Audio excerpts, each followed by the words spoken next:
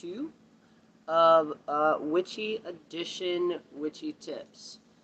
So, we're going to, once I get this out of the way, this is how I'm doing it. I'm getting slightly better. Part 1 will be posted by the time this is posted, so yeah. Hi, hello, I'm Fire Lotus the Witch. Thank you so much for watching this and visiting this channel. If you're new here, go ahead and subscribe and hit that bell icon so you get all the notifications when I go live and or post. Now, I normally go live Monday through Thursday, unless I have interviews, which I have one tonight as well. And I also did one yesterday. Yes, if you do not know, I also have a podcast. You can find it on all platforms, Fire Lotus the Witch. So yeah, those will be rolling out sometime next week. Super stoked for those. And here on my channel, primarily I talk about spirituality, witchcraft, a little conspiracy theories every now and then. I'm ADHD, so I have lots of fascinations. So yeah, Witchy Tips edition. All right, if you haven't already, go check out part 1. So I left off with working with your ancestors. It's actually very easy. Now, your ancestors, there will be some ancestors who may not want to work with you whatsoever, and that's okay. With that, though, you do not have to work with your ancestors. You do not have to work with deities or anything like that. So always remember that. You also do not have to major and or like hyperfixate on making tinctures and things like that. Remember, this is your path. This is your journey. Witchcraft, the most important part of that word is craft. It is going to be unique and different to everybody. It is going to change so many times, and that's okay. It's part of it. Also, please do not rush and do not compare you and or your journey to somebody else's practice and or journey. Like I said before, there's a lot of misinformation on TikTok, so if you do use the internet to do your research, do not use Google. If you do use Google, go to like multiple pages throughout that Google. Google's just really bad at getting good information when it comes to the occult and witchcraft. I personally use DuckDuckGo and or Bing. Those are very two good sites. There are multiple other ones out there, but those are really great as well.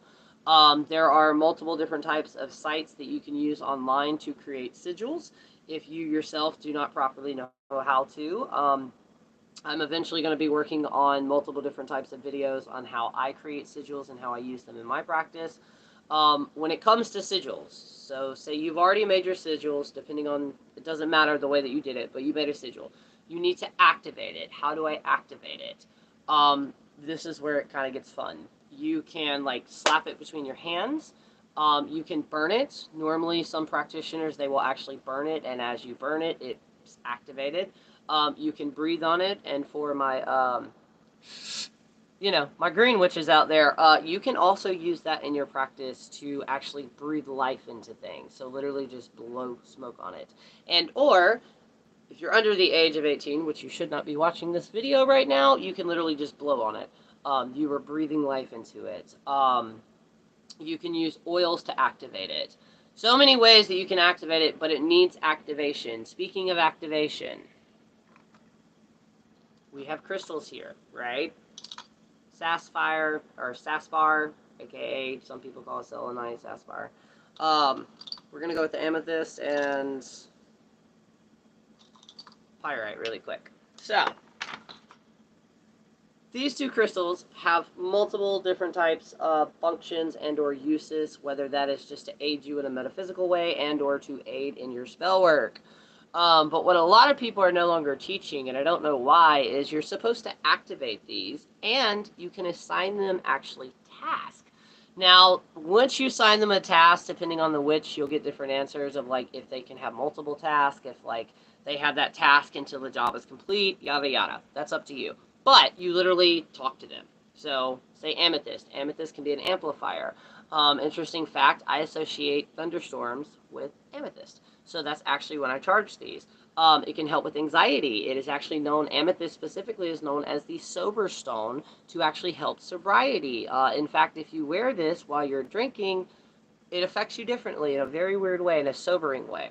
So say I'm using it to help me with anxiety. I'm going to say, your job today, Mr. Amethyst, is to help control my anxiety. Also, another tip with this, if you wear amethyst too much and or have it around you too much and you start kind of feeling like your head's in the clouds, you're surrounded by it too much. Just like everything in life, too much of a good thing can become a harmful thing. So remember that. Pyrite, protection, spirit communication. I'm trying to think of the other ones. There's also negative. Remember, crystals do have negative aspects too. So if you're baneful, if you do baneful workings, you can also use crystals. But I'm going to tell this pyrite to do that. To be a. I'm also getting amplifier as well, but it's more of a energetic amplifier. So I would tell it that's its job when it's on me and or set in spell work. Say you were doing spell work. So we have this one. We have this. And then we have these crystals and say there's a candle in the middle of it, right? Do you know what you're going to do? You're going to connect to the essence of each one. I'm saying essence because the term energy has been used way too much. So the essence of them. Not only are you going to connect with them, but you're also going to try to get them to all kind of dance in this perfect tango. What you're doing is you're connecting with their essences, and like witches, just like alchemy, because it's hand in hand, we're mutating these three items to turn the specific separate energies into one type of energy. And depending on your working, you're either going to send it out, send it down, send it this way. You know what I mean? That's what magic is. It's manipulation of energy. It's manipulating the world around you. Now, I do have a class that will eventually become public at some point. And it's to actually help you start getting in touch and learning how to read energy and how to manipulate it. Because witchcraft in general is more than sprinkling some herbs on a candle, dousing it in oil, and lighting the bitch. There's more to it that some, not all, but some content creators are not putting that in there. They're making it look really, really simple when it is and it isn't at the same time. Magic is stubborn as fuck. If you're too specific with a spell, then you're going to get a too specific result. If you're too specific, you may not get a result. If you're not specific enough, you may not get the right result. It is a science. It's a balancing system, basically. But in general, though, anybody can do it as long as you put the time and energy into it. And yes, just like artists, musicians, sports people, all of that, some people are naturally born with an ability. Now, when I say that, I do not mean that we're like fucking Harry Potter and we can like fucking manifest like snap our fingers and like fucking it rain money. I wish. But some people do have the unique ability to just catch on to it. That doesn't mean that they're going to have to do no work and they're not going to have to do research or any of that. Yes, the fuck you do. Even when it comes to your psychic abilities, you are going to have to exercise it and do repetitive exercises to strengthen it because it's a muscle. The more you use it, the stronger it becomes.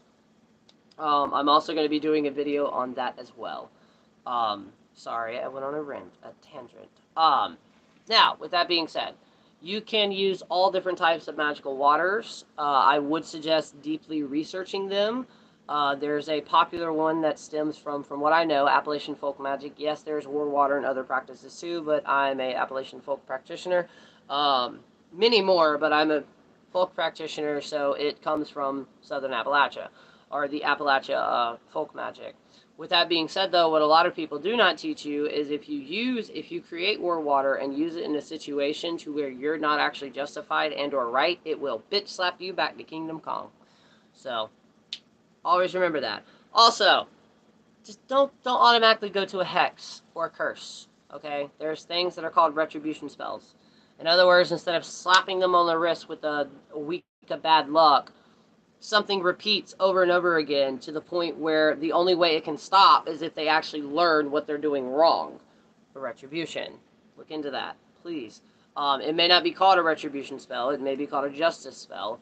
But, yeah. Not to mention, you can do so many mundane things before you go magical. Also, watch what you're sharing online. Watch what information you are sharing about yourself. Depending on the practitioner, if you were to share all three of your major astrology signs, that would be enough to be able to do some workings on you. Name your property and name your house, and do not share those names with anybody else. That way, if somebody throws something to you, it's going to be harder due to the fact that you actually named your property and said house. With that being said, you also need to start working with your house spirits. And yes, even if you rent an apartment or rent a house or trailer or anything like that, it has a spirit. All you have to do, or in essence, all you have to do is start communicating with it. There are so many benefits to working with these spirits directly around you that it's not even funny. And I've been doing this, working with these types of spirits for at least 5 to 6 years now. Actually, around the time that I started all of this. So yeah, there are a lot of benefits to it.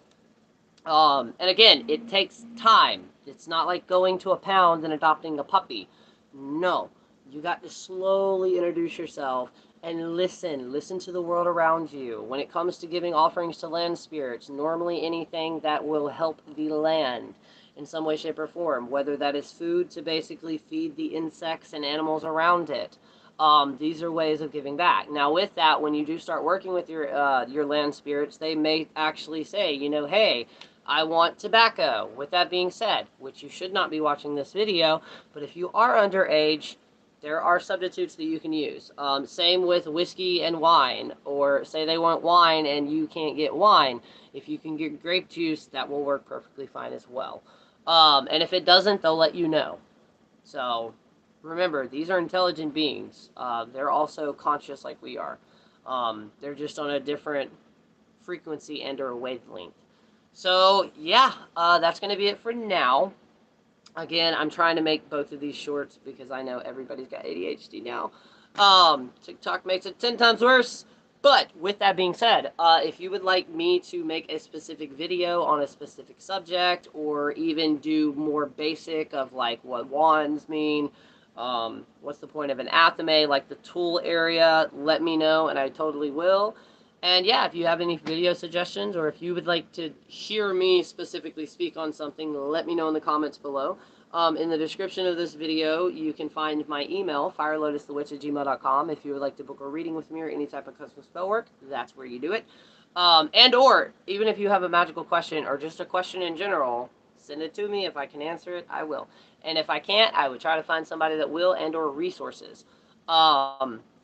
With that, there will be a link tree in the description of this video. Click that link tree. You will find all of my other social medias. If you would like to support me in any way, shape, or form, you'll find the links there. There's also a magical library link there, which is an Amazon wish list of all the books that I already have in my practice that you could possibly add to your book list because they're all amazing. So, yeah, until then, I'll talk to y'all later, and thank y'all so much for liking, watching, and subscribing. And as always, if you made it to the end of this video, drop a shooting star emoji. So, until then, stay magical.